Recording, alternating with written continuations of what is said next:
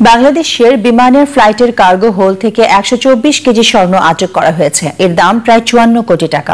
শাহজালাল আন্তর্জাতিক বিমানবন্দরের কাস্টমস কর্মকর্তা জানিয়েছেন, এটি স্মরণকালের সবচেয়ে বড় স্বর্ণ আটকের ঘটনা।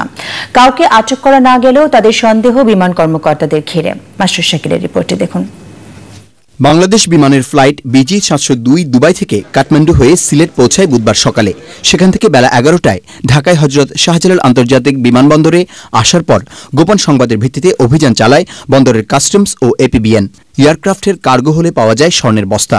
আসলে এটা একটা ইনফরমেশন আমাদের কাছে ছিল, তো সেই ইনফরমেশনের ভিত্তিতেই ফ্লাইটটা যখন ল্যান্ড করে, তো আমরা এটা ওই এয়ারক্রাফটের ভিতরে যেখানে মূলত মালামাল কার্গোগুলো থাকে, সেই কার্গোর ভিতরে সাইডে একটা পকেটে এটা একটা স্ক্রুড অবস্থায় ছিল, মানে স্ক্রুড এটা হিডেন অবস্থায় ছিল। তো ওইটা এটাকে স্ক্রু খুলে ওই ওপেন হিডেন জায়গাটা থেকে এটা উদ্ধার করা হয়। বিমানের কার্গোতে মালামাল পরিবহনের ক্ষেত্রে বিমান কর্মকর্তারা তত্ত্বাবধান করে থাকেন।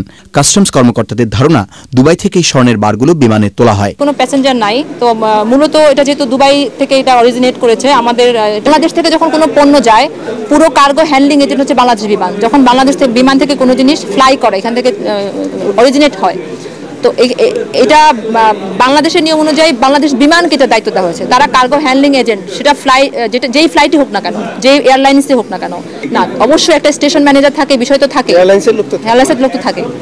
দুদিনের ব্যবধানে বাংলাদেশের বিমানবন্দরে স্বর্ণ আটকের দ্বিতীয় ঘটনা এটি। নিয়ম অনুযায়ী দুদিনের মধ্যেই স্বর্ণগুলো বাংলাদেশ ব্যাংকের কোষাগারে জমা দেওয়া হবে বলে জানিয়েছে জাতীয় রাজস্ব board. Masrur Shakil, channel I, Dhaka.